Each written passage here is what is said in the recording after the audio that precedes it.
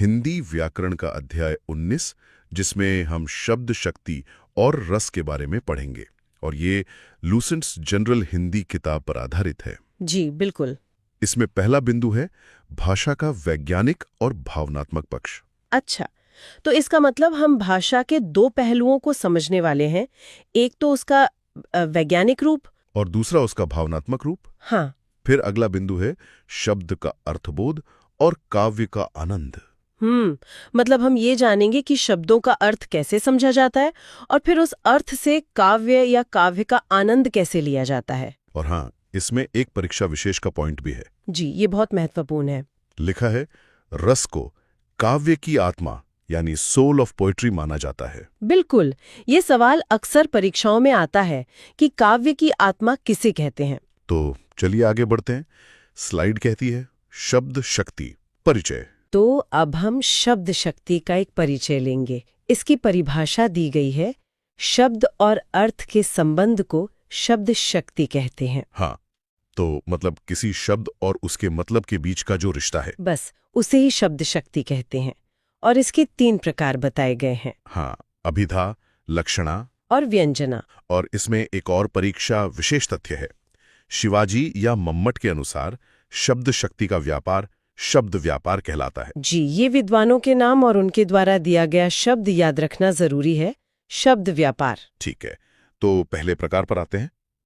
1. अभिधा। अभिधा, the literal sense. हाँ, अभिधा। इसका अर्थ है शब्द का वह रूप जो सीधा, सांकेतिक या मुख्य अर्थ प्रकट करता है। मतलब एकदम सीधा और मुख्य अर्थ, इसमें कोई लाग लपेट नहीं। बिल्कुल। और इसकी पहचान ये है कि ये वही अर्थ होता है जो हमें शब्दकोश यानी डिक्शनरी में मिलता है। अच्छा, जैसे उदाहरण है बैल खड़ा है। जी, यहाँ बैल का सीधा मतलब एक पशु, एक जानवर से है, कुछ और नहीं। तो परीक्षा के लिए इसे मुख्यार्थ या वाच्यार्थ भी कहते हैं, मेन मीनिंग या लिटरल मीनिंग। एकदम सही। तो अब आते हैं दूसरे प्रकार पर। 2. लक्षणा। लक्षणा द इंडिकेटिव सेंस। जी, लक्षणा। इसकी परिभाषा है, जब मुख्य अर्थ में बाधा यानी ऑब्स्ट्रक्शन हो, तब लक्षणों के आधार पर अन्य अर्थ ग्रहण किया जाता है। अच्छा, तो मतलब जब सीधा वाला अर्थ फिट नहीं बैठ रहा हो। बिल्कुल, तब हम उसके लक्षणों के आधार पर कोई दूसरा मतलब निकालते हैं। और इसके लिए 3 शर्तें हैं। हाँ, पहली, मुख्य अर्थ की बाधा। दूसरी, मुख्य अर्थ से संबंध। और तीसरी, रूढ़ि या प्रयोजन। रूढ़ि या प्रयोजन मतलब या तो वो परंपरा से चला आ रहा हो या किसी खास उद्देश्य से इस्तेमाल हुआ हो। जी, इसका उदाहरण बहुत अच्छा है। मोहन शेर है। जाहिर सी बात है, मोहन कोई जानवर तो हो नहीं सकता, तो यहाँ मुख्य अर्थ में बाधा आ गई। हाँ, तो हमने शेर का एक गुण यानी बहादुरी मोहन के लिए इस्तेमाल किया, तो यहाँ शेर का अर्थ बहादुर है। और परीक्षा के लिए ये बहुत जरूरी है कि मुहावरे और लोकोक्तियां यानी इडियम्स एंड प्रोवर्ब्स मुख्य रूप से लक्षणा शक्ति पर ही आधारित होते हैं। बिल्कुल, ये पॉइंट बहुत महत्वपूर्ण है। चलिए अब तीसरी शक्ति। 3. व्यंजना। व्यंजना द सजेस्टिव सेंस। व्यंजना। इसकी परिभाषा है, जब न तो मुख्य अर्थ यानी अभिधा और न ही लक्ष्यार्थ यानी लक्षणा काम करे, तब जो छिपा हुआ अर्थ निकलता है। अरे वाह, तो ये न तो सीधा है न सांकेतिक, बल्कि छिपा हुआ है। जी, और इसकी विशेषता ये है कि ये संदर्भ यानी कॉन्टेक्स्ट के अनुसार बदलता है। अच्छा, मतलब सुनने वाले और हालात के हिसाब से मतलब बदल जाएगा। हाँ, जैसे उदाहरण है सूरज डूब गया। अब ये एक ही वाक्य है, लेकिन एक चोर के लिए इसका मतलब होगा चोरी का समय हो गया, और एक पुजारी के लिए उनके लिए मतलब होगा संध्या पूजा का समय हो गया। समझ गया, मतलब वाक्य एक पर अर्थ अलग अलग। हाँ, और परीक्षा विशेष तथ्य कहता है कि व्यंजना शब्द शक्ति का प्रयोग उच्च कोटि के काव्य में सर्वाधिक होता है। जी, क्योंकि इसमें कवि बहुत गहरी बातें इशारों में कह देता है। हाँ, तो अब इन तीनों का एक तुलनात्मक विश्लेषण देखते हैं। हाँ, ये बहुत अच्छा उदाहरण है समझने के लिए। पहला, अभिधा। मोहन के पास गधा है। इसका सीधा मतलब है कि उसके पास एक जानवर है, एन एनिमल। फिर है लक्षणा, मोहन गधा है। यहां मतलब है कि मोहन एक मूर्ख व्यक्ति है, अ फूल। और फिर व्यंजना में, अरे तुम तो पूरे गधे हो। अच्छा, यहां तो अर्थ बोलने वाले के लहजे पर निर्भर करेगा, मतलब प्यार से भी कहा जा सकता है और ताना मारने के लिए भी। बिल्कुल, it depends on the tone. और एक और परीक्षा विशेष तथ्य, रीतिकालीन कवियों ने व्यंजना पर विशेष बल दिया है। ठीक है, तो ये तो ही शब्द शक्ति की बात। अब आते हैं रस पर, परिचय और इतिहास। जी, रस, इसका शाब्दिक अर्थ है आनंद, जॉय या एसेंस। काव्य को पढ़ने या सुनने से जिस आनंद की अनुभूति होती है उसे रस कहते हैं। अच्छा, और इसके प्रवर्तक हैं भरत मुनि और ग्रंथ है नाट्यशास्त्र। जी, और संख्या की बात करें तो भरत मुनि ने 8 रस माने थे। बाद में शांत रस 9वां रस बना और फिर वात्सल्य और भक्ति भी जुड़े। और ये एक प्रसिद्ध रस सूत्र है जो भरत मुनि का है, विभावानुभाव व्यभिचारी संयोगाद रस निष्पत्ति है। हाँ, ये सूत्र बहुत महत्वपूर्ण है, इसे याद रखना चाहिए। तो अब रस के 4 अंगों की बात करते हैं, द 4 कॉम्पोनेंट्स ऑफ रस। जी, रस के 4 मुख्य अंग होते हैं। पहला स्थायी भाव, स्थायी भाव, दूसरा विभाव, विभाव, तीसरा अनुभाव, अनुभाव, और चौथा संचारी भाव। संचारी भाव। और परीक्षा के लिए ये जानना जरूरी है कि स्थायी भावों की कुल संख्या 9 मानी गई है, जिन्हें नवरस भी कहते हैं। जी बिल्कुल। तो पहला अंग है स्थायी भाव, परमानेंट इमोशंस। इसकी परिभाषा है जो भाव हृदय में सदैव सुप्त अवस्था में रहते हैं और अवसर पाकर जागृत होते हैं। मतलब ये भाव हमारे अंदर हमेशा रहते हैं, बस सोए हुए होते हैं। हाँ, और इसका महत्व ये है कि ये रस का आधार यानी बेस है। और कुछ प्रमुख स्थायी भाव हैं, रति यानी प्रेम, शोक यानी दुख, क्रोध यानी गुस्सा, और उत्साह यानी जोश। और परीक्षा की दृष्टि से एक रस में केवल एक ही स्थायी भाव होता है। जी, हर रस का अपना एक स्थायी भाव होता है। ठीक है, अब दूसरे और तीसरे अंग विभाव और अनुभाव। Determinants and consequence. हाँ, तो विभाव का मतलब है कारण, कॉज। इसके 2 हिस्से हैं, आलंबन यानी पर्सन या ऑब्जेक्ट, और उद्दीपन यानी एनवायरनमेंट या सेटिंग। अच्छा, तो आलंबन वो हुआ जिसके कारण भाव जगा, और उद्दीपन वो माहौल हुआ जिसने भाव को और बढ़ाया। बिल्कुल। और अनुभाव का मतलब है प्रतिक्रिया, रिएक्शन।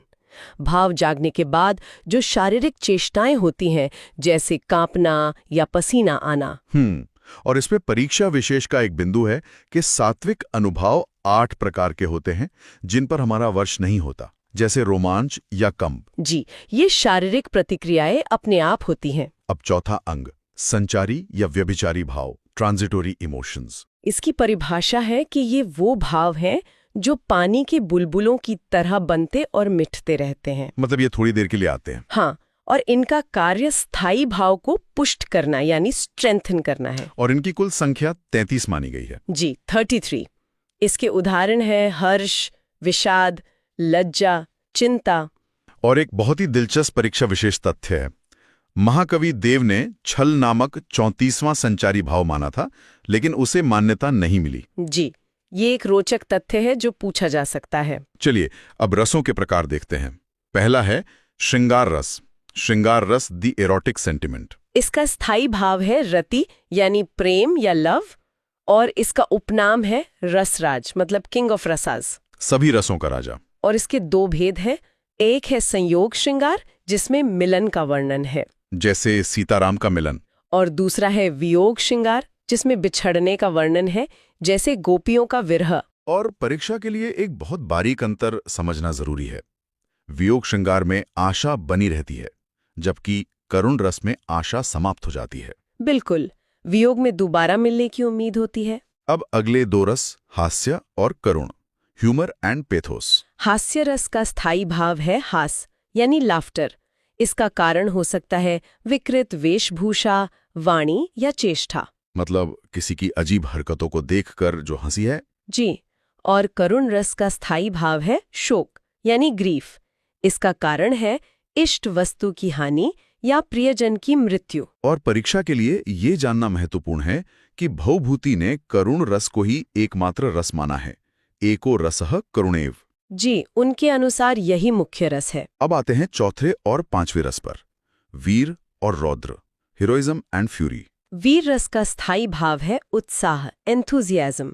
इसके 4 प्रकार हैं, युद्धवीर, दानवीर, दयावीर और धर्मवीर। अच्छा, तो वीरता सिर्फ युद्ध में नहीं होती? नहीं, दान, दया और धर्म में भी होती है।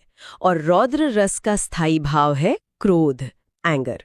इसका कारण है अपमान या शत्रु द्वारा किया गया कोई अनिष्ट। और इसका एक उत्कृष्ट उदाहरण है परशुराम लक्ष्मण संवाद। ये रौद्र रस का बहुत अच्छा उदाहरण है। जी बिल्कुल। अगले हैं छठा और सातवां रस, भयानक और विभत्स, टेरर एंड डिस्गस्ट। भयानक रस का स्थायी भाव है भय यानी फियर। इसका कारण हो सकता है कोई डरावना दृश्य, शेर या भूकंप। और विभत्स रस, इसका स्थायी भाव है जुगुप्सा या घृणा, डिस्गस्ट। हाँ, ये मांस, रक्त, दुर्गंध या सड़ी गली वस्तुओं को देखकर उत्पन्न होता है और परीक्षा की दृष्टि से युद्ध के पश्चात के दृश्यों में अक्सर विभत्स रस होता है। ये समझ आता है। अब आठवां और नौवां रस, अद्भुत और शांत, मार्वल एंड पीस। अद्भुत रस का स्थायी भाव है विस्मय, एस्टॉनिशमेंट, कारण कोई अलौकिक या आश्चर्यजनक दृश्य। जी। और शांत रस का स्थायी भाव है निर्वेद यानी इंडिफरेंस या डिटैचमेंट।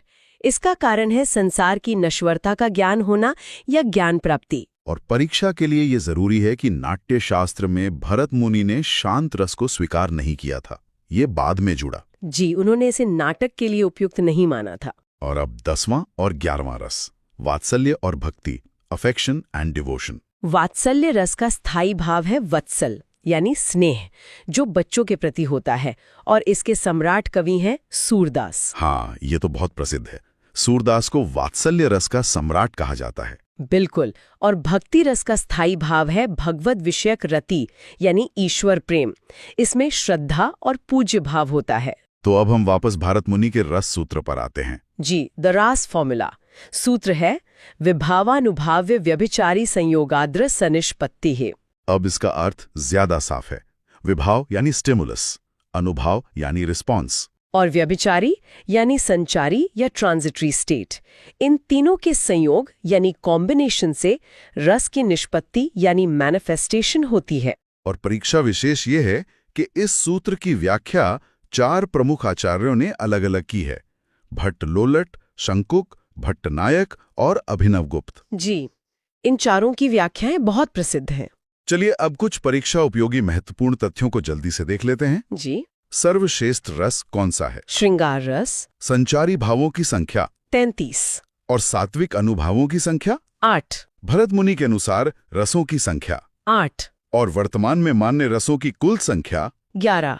9 नवरस और 2 अन्य। अमर्ष क्या है? अमर्ष एक संचारी भाव है। और आखिर में आचार्य विश्वनाथ का एक प्रसिद्ध कथन है, वाक्यम रसात्मकम काव्यम। जी, इसका अर्थ है रसयुक्त वाक्य ही काव्य है। ये काव्य की बहुत ही महत्वपूर्ण परिभाषा है। तो अब अगर हम पूरे अध्याय का सारांश देखें तो हम कह सकते हैं कि शब्द शक्ति अर्थ को समझने का साधन है, द टूल, और रस साहित्य का अंतिम लक्ष्य या आनंद है, द गोल। निष्कर्ष ये है कि बिना शब्द शक्ति के अर्थ नहीं और बिना रस के साहित्य नहीं। इसमें एक बहुत अच्छी पंक्ति लिखी है, साहित्य वह जादू है जो शब्दों के माध्यम से मन को बदल देता है। बहुत खूब। और परीक्षा के लिहाज से ये अध्याय 19 सभी प्रतियोगी परीक्षाओं जैसे UPSI, RO, ARO, TGT, PGT के लिए अनिवार्य है।